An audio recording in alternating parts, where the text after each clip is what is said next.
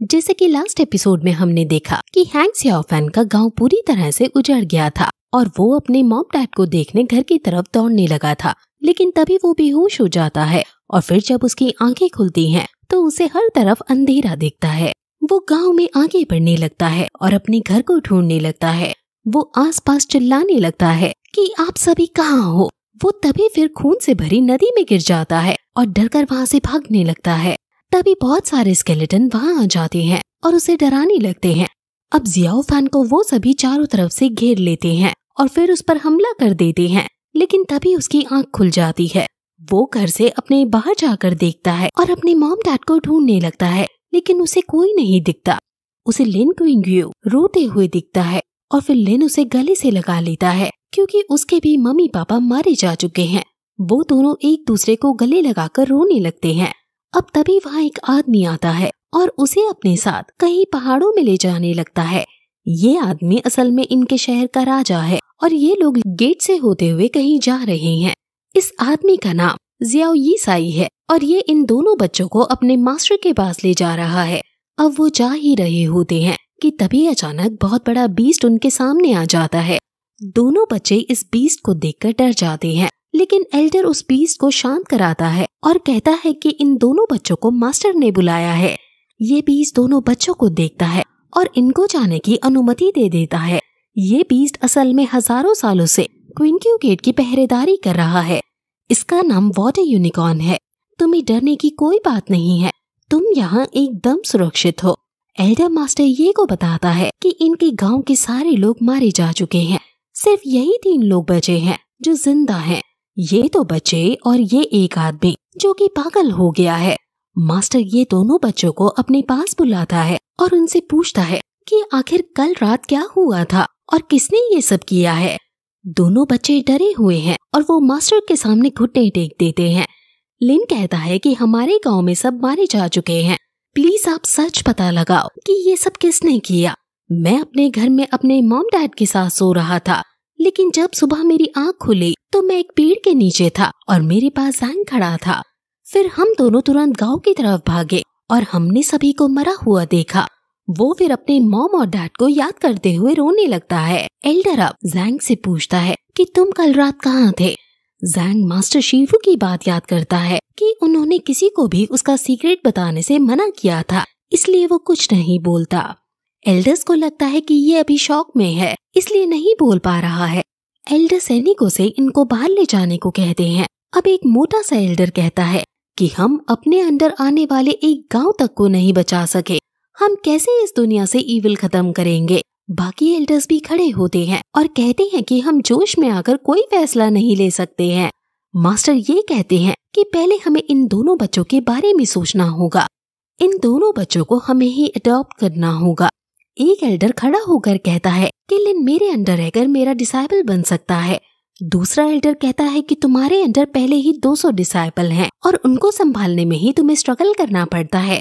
मोटा एल्डर भी इस बात का समर्थन करता है और कहता है कि मेरे पास सिर्फ 7 डिसाइपल हैं, जैंग मेरे पास आ सकता है।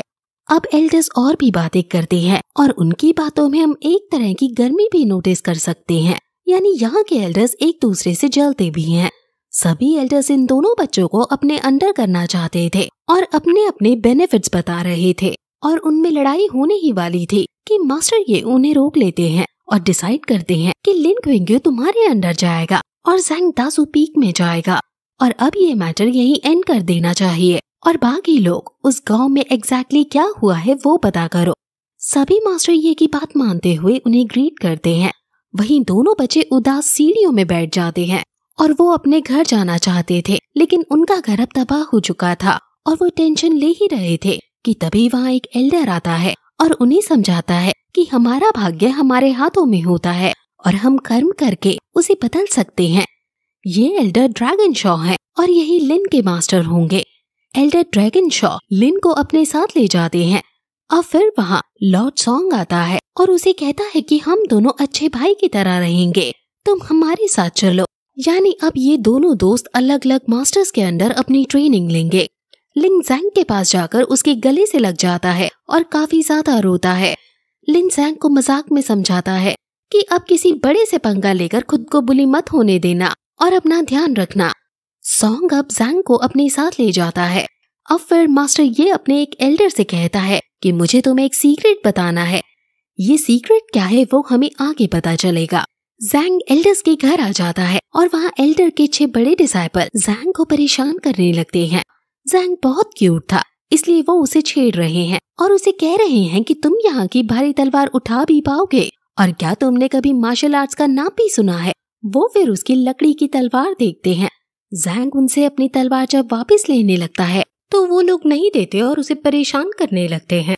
अब तभी वहाँ उसी की उम्र की एक लड़की आती है जो असल में एल्डर की बेटी होती है। वो सभी बच्चों को अपने कपड़े से पीट कर हटाती है और कहती है कि तुम क्यों इस लड़के को बुली कर रहे हो। सभी लड़के इस लड़की की इज्जत करते हैं क्योंकि ये उनके एल्डर की बेटी है। लड़की सभी को डांटती है और कहती है कि जैंग को सीधे मास्टर ये ने भेजा है, और अगर तुमने फिर से इसको परेशान करने की हिम्मत की तो मेरे पापा तुम्हें नहीं छोड़ेंगे। अब तभी उसके पापा यानी बच्चों के एल्डर्स आ जाते हैं। इस एल्डर का नाम नियांग है। सॉन्ग सभी को जैंग का इंट्रो देता है और कहता है कि आज से ये तुम्हारा छोटा भाई है और तुम्हें इसका ध्यान रखना है। ये सभी लड़के असल में बुरे नहीं हैं, ये बस थोड़ा मजाक मस्ती कर रहे थे, लेकिन फिर भी जैंग इनसे गुस्सा है और इनसे गुस्से में अपनी तलवार छीन लेता है। सॉन्ग जैंग को एल्डर्स को ग्रीट करने और उनके रिस्पेक्ट करने को कहता है, जिस पर जैंग ट्रेडिशन वाइज उनके सामने चाय लाता है और बहुत पोलाइटली एंड रिस्पेक्टफुली तरीके से उन्हें चाय पीने को देता है। अब सभी लोग फिर खाना खाने बैठते हैं और एल्डर को इनकी ट्रेनिंग का भार सौंपता है और कहता है कि तुम्हें इन्हें अच्छे से संभालना है। अब फिर एल्डर वहाँ से चले जाते हैं और लड़की कहती है कि अब से जैंग मेरा यंगर ब्रदर है और मैं इसकी केयर करूंगी, और अगर किसी ने भी मेरे भाई को बुली किया तो मैं अपने पापा से कह दूंगी। अब सभी लोग लड़की से मजाक में कहते हैं कि हम समझ गए और अब हमें खाना खाने दो। वो फिर अपना थोड़ा थोड़ा खाना जैंग को देते हैं और सभी में अच्छे से दोस्ती हो जाती है। अब रात को जैंग सोने जाता है और पर्ल को देखता है जो उसके मास्टर, जिसको वो शिफू कहता है, उन्होंने दिया था। वो याद करता है कि कैसे मास्टर ने उसे रात को प्रैक्टिस करने को कहा था, इसलिए अब वो रात को कल्टीवेट करने लगता है और मेडिटेट करता है। सुबह फिर वो बाहर जाता है और उसे लड़की दिखती है जो अपने बड़े से कुत्ते के साथ थी। इस कुत्ते का नाम रूबब है। पहले तो रूबब जैंग पर भौंकने लगता है, लेकिन लड़की के समझाने पर कुत्ता समझ जाता है कि ये उसका दोस्त है। ये डॉग बहुत बड़ा और शक्तिशाली है और ये कम से कम 50 साल तक जीता है। अब वो लड़की जैंग के पास आकर कहती है कि अब से क्योंकि तुम छोटे हो मेरे से, इसलिए तुम्हें मेरी बात माननी होगी। अब फिर तभी सॉन्ग आता है और उन दोनों को बैम्बू ट्रीज के पास ट्रेनिंग के लिए ले जाता है। वो उनको बैम्बू काटने को कहता है और पूछता है कि तुम ये कर तो पाओगे ना। जैंग कहता है कि वो अपने गांव में लकड़ियां काटता था, उसके लिए ये आम बात है।